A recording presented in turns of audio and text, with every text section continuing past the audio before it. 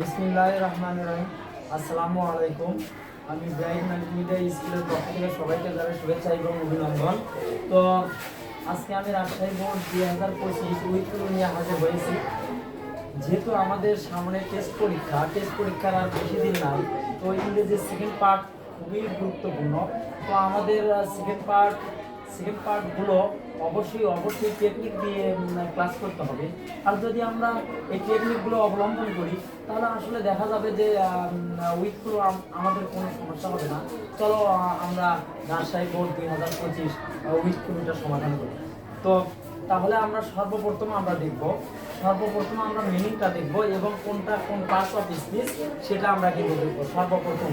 তো আমরা তাহলে দেখি মডার্ন মানে কিন্তু আধুনিক। এটা একটা নাউন, কিন্তু নাউন। তো গ্রেট মানে বিশাল, তো এটা কিন্তু একটা অ্যাডজেক্টিভ। তারপর টু অর্থ তে বা প্রতি, এটা আমরা বলি প্রিপজিশন। অফ অর্থ এর, এটাও একটা প্রিপজিশন।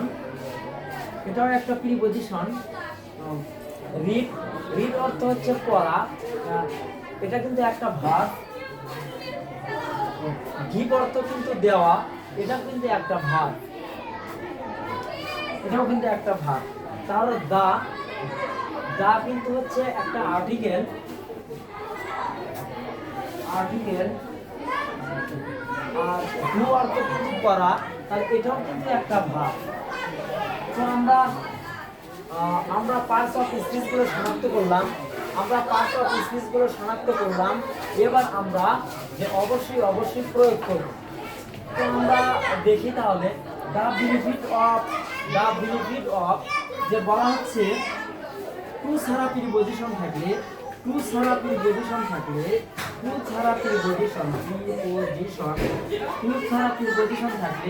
ভার্বের প্রেজেন্টের সঙ্গে আইএনজি ইউজ করতে হয়।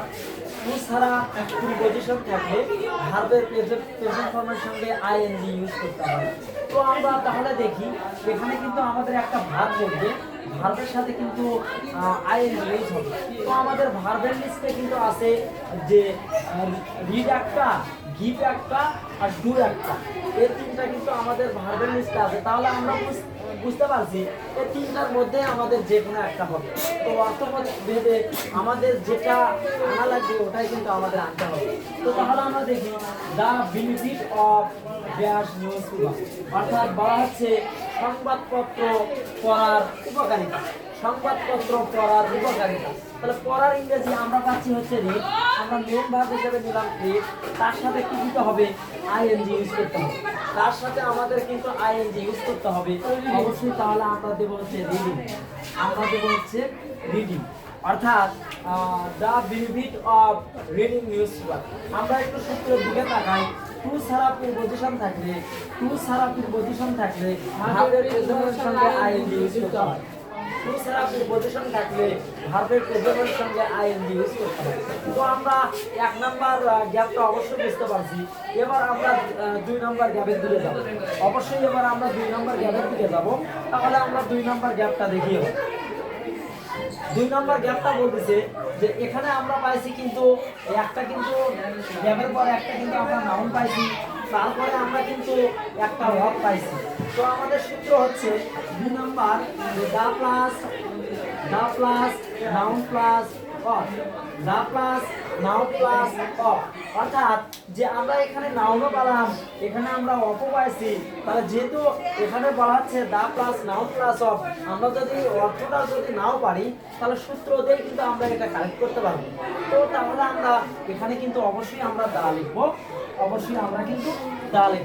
কারণ হচ্ছে আমি তো বলছি the plus noun plus of, আমরা নাউন পাইছি, অফ পাইছি, অর্থাৎ তাহলে আমাদের গ্যাপের মধ্যে অবশ্যই কিন্তু আমাদের দা দিতে। তো আমরা 2 নাম্বার গ্যাপটা বুঝতে পারলাম। এবার আমরা সি নাম্বার গ্যাপের দিকে চলে যাই। তো সি নাম্বার গ্যাপে বলছে তুমি যদি সঠিকভাবে অর্থ নাও পাও তাহলে দেখা যাচ্ছে যে এখানে যে কিছু টেকনিক ব্যবহার করে আমরা এই উইথগুলো কমপ্লিট করতে পারি। আমাদের কিছু টেকনিক লাগবে, টেকনিক হয়ে যাবে। তো এবার আমরা সি নাম্বার গ্যাপের দিকে যাই। সি নাম্বার গ্যাপের মধ্যে আমরা পারলাম হলো বিজনেস। বিজনেস অর্থ হচ্ছে ব্যবসায়ী। তো এখন কথা হচ্ছে এটাও কিন্তু একটা নাউন। হ্যাঁ, তারপরে গ্যাপের পর দেওয়া আছে কিন্তু নিউজ পেপার। নিউজ পেপার অর্থ সংবাদপত্র, এটাও একটা নাউন। পাশাপাশি যদি দুটো নাউন থাকে, নাউন এটা কিন্তু আমাদের সি নাম্বার, এটা কিন্তু আমাদের C number. Noun dot dot noun, noun dot dot noun, অর্থাৎ পাশাপাশি যদি দুটো নাউন থাকে, পাশাপাশি যদি দুটো নাউন থাকে, ভেতরে আমাদের অফ ব্যবহার করতে হয়। পাশাপাশি যদি দুটো নাউন থাকে তাহলে ভেতরে আমাদের কিন্তু অফ ব্যবহার করতে হয়। আমরা যদি এখানে বাংলা অর্থ না পাই, তারপরেও কিন্তু আমাদের কিছু সূত্র দিয়েও কিন্তু আমরা এটা ব্যবহার করতে পারি। তাহলে সি নাম্বার আমরা কি পাইলাম, যে পাশাপাশি আমরা দুটো নাউন পাইছি, অবশ্যই এখানে আমাদের অফ ব্যবহার করতে হবে। তাহলে এখানে আমাদের অবশ্যই একটা অফ দিতে হবে। তো এবার আমরা সি নাম্বার পর্যন্ত বললাম, এবার ডি নাম্বারের দিকে আসি। এবার আমরা ডি নাম্বারের দিকে আসবো। ডি নাম্বারে বলছে যে ডি নাম্বারে বলছে এখানে আছে কিন্তু 2, এখানে আছে কিন্তু 2, তাহলে 2 প্লাস v1, 2 প্লাস v1। তো আমরা তাকাই, তো একটা আমরা ভার্ব ইউজ করছি, আমাদের ভার্ব আছে কিন্তু দুটা, আমাদের ভার্ব আছে কিন্তু দুটার মধ্যে কিন্তু আমাদের একটা হবে। তো আমরা তাহলে দেখি 2 প্লাস v1, তাহলে আমরা কাজ করি। এখানে বলা হচ্ছে যে newspaper is give us news, তাহলে অবশ্যই এখানে আমাদের কি আসবে, গিভ আসবে। অর্থাৎ এখানে আমাদের কি আসবে, গিভ আসবে। তো সংবাদপত্র আমাদের দেয়, হ্যাঁ, সংবাদপত্র আমাদের কি, আমাদের দেয়। হ্যাঁ, এখন কি দেয়, যে অনেক তথ্য দেয়। তো এখন কথা হচ্ছে কোন পরে v1 বসে, কোন পরে v1 বসে, ওই জন্য আমরা গিভ ভার্বটা নিয়ে আসলাম। তো এবার আমাদের দেখি, তারপর একটা দেখি, আমরা ডি নাম্বার বুঝতে পারলাম। তাহলে এ নাম্বার আমাদের হইলো টু ছাড়া প্রিপজিশন থাকলে ভার্বের প্রেজেন্টের সঙ্গে আইএনজি, আর বি নাম্বার হইলো আমাদের কি the plus noun plus of, আর সি নাম্বার আমাদের গ্যাপটা হইলো কি দুইটা নাউন থাকলে, পাশাপাশি দুইটা নাউন থাকলে ভেতরে কিন্তু অফ বসে। আর ডি নাম্বার হইলো কি 2 প্লাস v1, অর্থাৎ 2 পালে আমাদের ভার্বের প্রেজেন্ট ফর্মটা নিয়ে আসতে হবে। এবার আমাদের পঞ্চম নাম্বারটা হচ্ছে এই নাম্বারটা আমাদের কি হবে, আমরা সুন্দরভাবে তাকাই। এর আগে আমরা যে নাম্বারের কথা বললাম, তাহলে এই নাম্বারটাও আমাদের আসতেছে 2 প্লাস v1, কারণ এখানে আমরা কিন্তু v1 পাইছি, এখানে কিন্তু আমরা v1 পাইছি।